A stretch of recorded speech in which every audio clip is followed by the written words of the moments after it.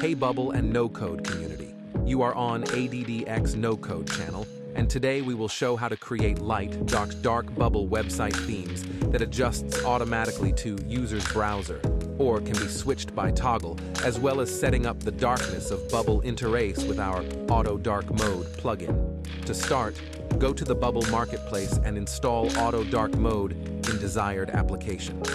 After installation, open the page. You want to adjust to light, dark mode, and follow the steps from the video.